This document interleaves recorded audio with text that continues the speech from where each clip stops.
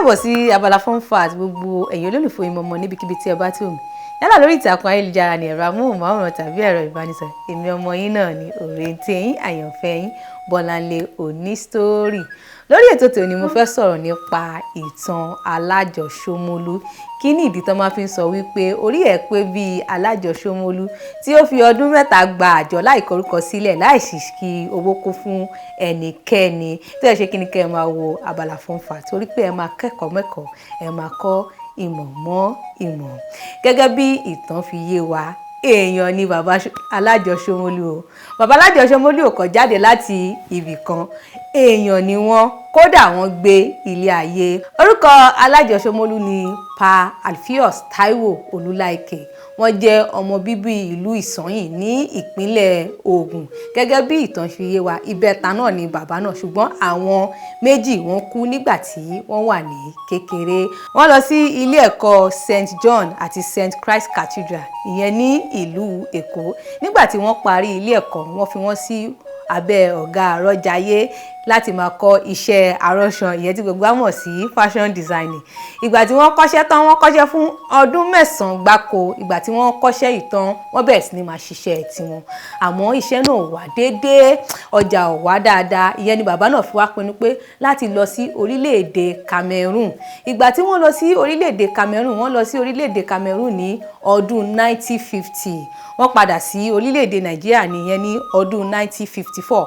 Orílẹ̀-èdè Cameroon ló ti wá kọ́ iṣẹ́ bó ṣe máa ń gba àjọ láti máa kó owó láti dẹ̀ máa sanwó fún àwọn ní ọjà ìṣòwò àjọ.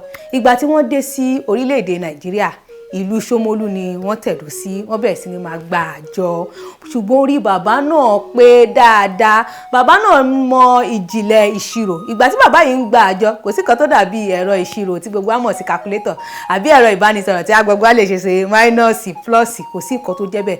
Àti pé bàbá náà ń kọ orúkọ àwọn ènìyàn sílẹ̀ àmọ́ ó ní òtítọ́ tí ó bá gbowó ní ọwọ́ ènìyàn ó máa dá padà fún ẹni náà.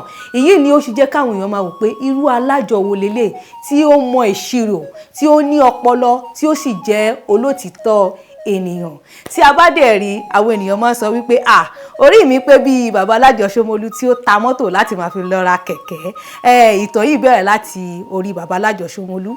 Àwọn ni wọ́n ta mọ́tò wọn láti ra kẹ̀kẹ́. Tá bá dẹ̀ rí ọ̀pọ̀lọpọ̀ àwọn tó ń gbàjọ ń sìn ọ̀pọ̀lọpọ̀ wọn kẹ̀kẹ́ ló ń lò láti fi gbàjọ. Bàbá Alajo Somolu ni ẹni tí ó kọ́kọ́ bẹ̀rẹ̀ láti máa fi kẹ̀kẹ́ gba àjọ.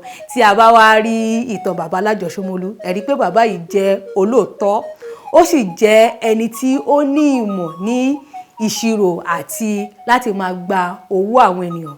Tí a bá wá rí ọ̀pọ̀lọpọ̀ àwọn báǹkì òde ìsìn a fi 20 náírà síbẹ̀ tá bá máa wo account balance owó á ti jí 10 kọ́bọ̀ á ti dín 5 kọ́bọ̀. Ẹ jọ̀ọ́ ẹ jẹ́ ká wo ìṣe bàbá Alajo Somolu àti ẹ̀kọ́ BVN wálẹ̀ NIN date of birth. Bàbá Alajo Somolu ò gba NIN wọn sì gba date of birth wọn gba BVN àmọ́ wọ́n kó owó olówó padà fún wọn ní àsìkò láì sì ṣí owó kó fún ẹnikẹ́ni. Ètò náà wà ní Dubai lọ pé kíkíni ṣókíni ọbẹ̀ oge. Orúkọ tèmi ò yí padà èmi ni ọmọ yín òrèǹtẹ̀ yín àyànfẹ́ yín Bolanle Oni Story.